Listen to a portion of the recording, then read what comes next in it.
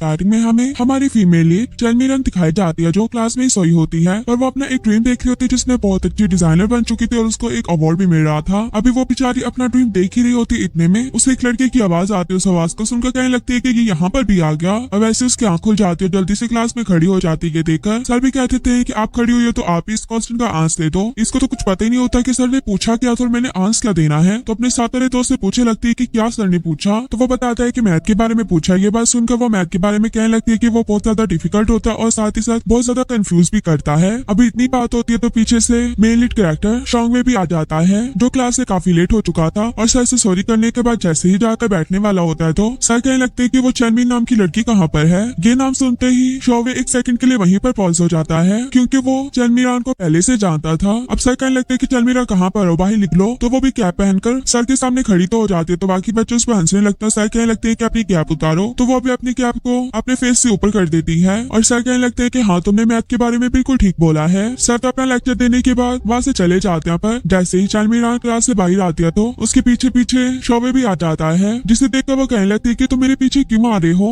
मैंने ऐसा भी क्या कर दिया है और वैसे ही मुझे फ्लू है तो तुम्हें भी फ्लू हो जाएगा। तो वो कहने लगती है कि मुझे इससे फर्क नहीं पड़ता, तुमने मुझे बाई कहकर क्यों नहीं आई थी, फाइनली मैंने तुम्हें 2 साल बाद और 6 महीनों बाद देख ही लिया और तुम मेरे हाथ खुद ही लग गई। तो वो कहने लगती है कि मैंने बाई इसलिए नहीं कहा। ये कहकर वहां से भागने लगती है तो आगे सामने ट्री होता है, जिसे देखकर वो वहीं पर रुक जाती है और दोबारा से उसे शोवे की बातें सुननी पड़ती है। जैसे वहां से भागने की ट्राई करी होती है तो शोवे उसे हर बार पकड़ लेता है, पर एक बार वो वहां से फाइनली भाग जाती है और भागकर अपने डॉम में पहुंच जाती है। जहाँ पहुंचने पर उसकी रूममेट उससे पूछने लगती है कि तुम इतना भागते हुए आई हो, क्या तुमने अपने बॉयफ्रेंड से मिलने के लिए जाना है। जिस बात से चलमीरान कहने लगती कि नहीं मैं तो सिंगल हूँ। इधर हमें दूसरी तरफ शोवे दिखाया जाता है जो अपने डॉम के रूम में पहुंचता है, तो वहाँ पर पहले से एक लड़का उसका रूममेट शायो से आगे से कहने लगता है कि क्या तुम एक लड़की शायो से मिलकर आए हो। तो वो कहने लगता है कि नहीं मैं नहीं उसे जानता, जबकि वो उसे जानता था। पर उसे पूछने लगता है कि वो लड़की कौन है, तुम उसे कैसे जानते हो। तो वो बताने लगता है कि हम हाई स्कूल से क्लासमेट्स थे और मैं तो उसे बहुत अच्छे से जानता हूँ। ये बात सुनकर वो उसे पूछने लगता है कि क्या वो सिंगल है। तो वो कहता है कि हाँ उसका तो कोई भी बॉयफ्रेंड नहीं रहा, वो हमेशा से सिंगल है। ये बात सुनने के बाद तो शोवे को गुस्सा आ जाता है, अपना बैग दीवार के साथ जोर से मारता है। इधर सारी लड़कियां अपने रूम में एक लड़की शुमाओ के बारे में बात कर रही होती है कि वो बहुत ही ज्यादा प्यारी है और पूरे स्कूल में आने से पहले पॉपुलर है। अभी ये बात कर ही रहे होते हैं तो इतने में उनके रूम में शुमाओ की एंट्री हो जाती है क्योंकि उन्हें पहले से पता था कि शुमाओ यहीं पर आने वाली है और सच में शुमाओ बहुत ही ज्यादा प्यारी होती जैसा कि लोग कहते थे। रो तो जल्दी से उसके पास जाते कहने लगती कि तुम सच में शुमाओ हो। तो वो कहती कि हाँ और उनसे काफी ज्यादा प्यार से बात करती है। चैनमी जब क्लास में होती है तो क्लास एंड होते साथ ही सर के पास क्वेश्चन वगैरह करने के लिए चली जाती है क्योंकि उसे शोवे का सामना ना करना पड़े और सच में शोवे उसे नहीं बुला पाता। अब बेचारी जहाँ जहाँ पर खाना खा रही होती है अपने दोस्तों के साथ, वहाँ से भी उसे भागना पड़ता है। जैसे शोवे वहाँ पर आता है और जहाँ अपने दोस्त के साथ जा रही होती है वहाँ से भी वो भाग जाती क्योंकि शोवे सामने से खड़ा हुआ था। पर फिर भी शोवे उसे पकड़ लेता, कहने लगता है कि तुम कब तक मुझसे इस तरह भागोगी, तो मुझे आज देखकर रहोगी कि तुम मुझे बाय कहकर क्यों नहीं गई थी, तुम्हें एटलीस्ट गुड बाय कहकर तो मुझे जाना चाहिए था, आखिर हम गर्लफ्रेंड बॉयफ्रेंड थे। पर वो तो उसकी इस बात का आंस नहीं देती बल्कि उसके हाथ पर काट कर वहाँ से भाग जाती है। अपने रूम में तो पहुंच जाती है पर रूममेट से उससे पूछने लगती है कि तुम्हें क्या हुआ, तो उन्हें कुछ भी नहीं बताती थी। पीछे से दूसरी रूममेट आ जाती जिसके साथ ये जा रही थी, वो कहने लगती है कि तुम मुझे वहाँ पर अकेले छोड़कर क्यों भागी जब तुम्हें शोवे नजर आया था।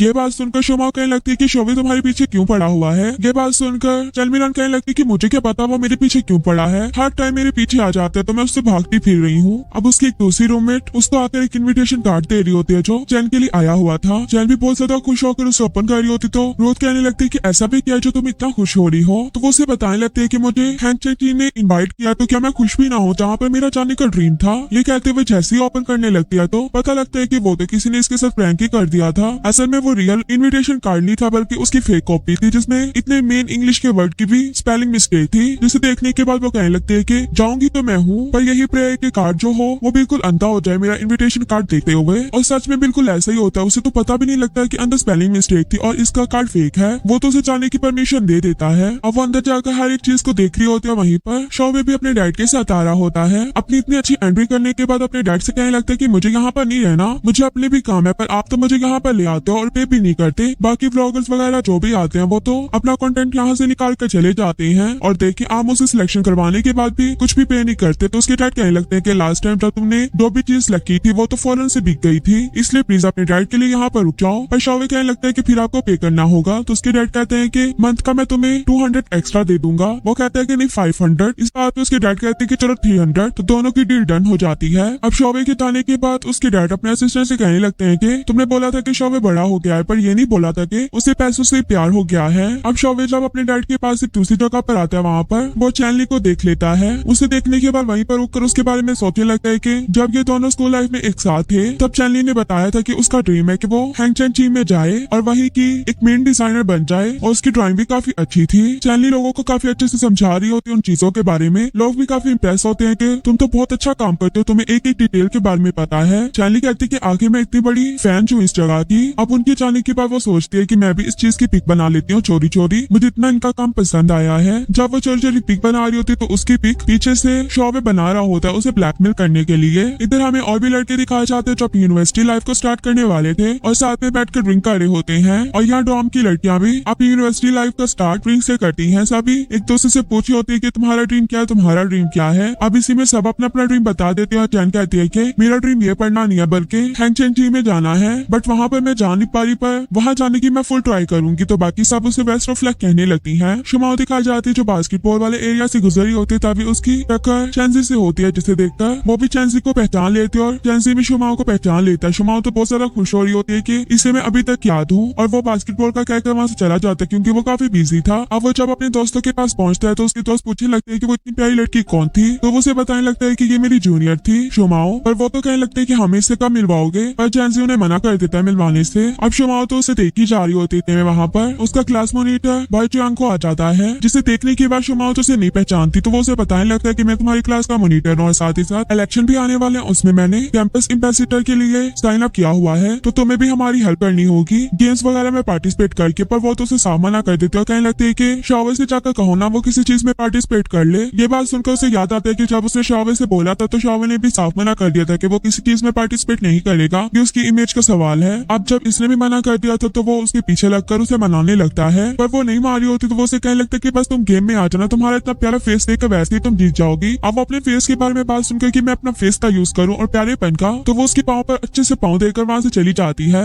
बाजुआन जब अपने रूम में आया होता है तो वहीं पर उसके पास शायो भी आ जाता है, कहने लगता है कि अगर कोई भी इलेक्शन में काम नहीं कर रहा तो मैं इलेक्शन के लिए खड़ा हूँगा। ये बात सुनते ही जयांग कहने लगता है कि दोबारा कहना जो तुमने बोला है, तो वो कहता है कि इलेक्शन के लिए मैं खड़ा हूँगा। जयांग का तो दिल ही नहीं मारा होता, इसलिए पीछे से जब शायो आता तो वो उसे दोबारा से कहने लगता है कि क्या तुमने इस बारे में सोच लिया कि तुम इलेक्शन की एम्बेसडर बनोगे या नहीं। तो वो कहने लगता है कि मैं जरा भी इंटरेस्टेड नहीं हूँ, दोबारा मुझसे मत पूछना। ये बात सुनने के बाद शायो सबसे ज्यादा खुश हो जाता है कि अब मैं खड़ा हूँगा, और कपड़े वगैरह भी सिलेक्ट कर रहा होता है। शायो चैन की बनाई हुई चोरी वाली वीडियो को देख रहा होता है और कहने लगता है कि चैनली अब नहीं तुम बचोगी। अब चैनली क्लास में दिखाया जाती है जो फिर से क्लास में सोई होती है। ये देखकर शायो उसे मैसेज करता है। वो अपने मोबाइल की आवाज सुनकर उठ तो जाती है और शायो उसे कहता है कि मेरी रिक्वेस्ट एक्सेप्ट करो, पर वो तो उसकी रिक्वेस्ट को नहीं एक्सेप्ट करती बल्कि दोबारा से सो जाती है। अब चैनली एक जगह से गुजर तो रही होती है पर अपने आप को छुपाने की ट्राई कर रही होती है। पहले कैप पहन लेती है और फिर कहने लगती है कि अगर उसने अभी मुझे पहचान लिया तो इसलिए मुझे मास्क भी पहन लेना चाहिए। जैसे ही मास्क पहनकर जा रही होती है तो उसको फिर भी शायो पकड़ लेता है, तो वो कहने लगती है कि तुम्हारी नजरें तो बहुत ही ज्यादा तेज हैं। और फिर से वो उसी गुड बाय वाली बात करने लगती है कि मैं तुम्हें क्यों नहीं कहते गई। अभी वो उल्टी सीधी बातें बोली रही होती है तो वो उसको वो वीडियो दिखा देता है कि अब तुमने बताना क्या नहीं बताना, वरना मैं भी ये एचआर को दिखा दूंगा, फिर तुम कभी भी हैंगचेन टीम में नहीं जा पाओगी। तो वो कहने लगती कि नहीं ऐसा नहीं करना, मैं तुम्हें बताती हूँ कि मैं किस रीजन से तुम्हें गुड बाय नहीं करके गई। ये बात क्या है उसे झूठी झूठी कहानियां सुना रही होती है, पर उसकी कोई भी कहानी पर वो यकीन नहीं कर रहा होता। तो कहने लगता है कि तुमने रियल वाली रीजन बतानी है या नहीं, वरना मैं ये भी वीडियो ले जाऊंगा। तो वो कहती है कि असल में ना मुझे रियल वाली ना रीजन ही भूल चुकी है, क्या तुम मुझे सोचने का टाइम दे दोगे। तो वो कहता है कि हाँ आराम से सोचो, मैं भी ये वीडियो अपने पास रखूंगा। ये कहकर वो वहाँ से चला जाता है। अब शाओवे जब वापिस अपने रूम में आता है तो वो देखता है कि वो दोनों कैंपस के एम्बेसडर की बातें कर रहे थे। जागो कह रहा होता है कि वोट को अट्रैक्ट करना होता है, पर तुम में तो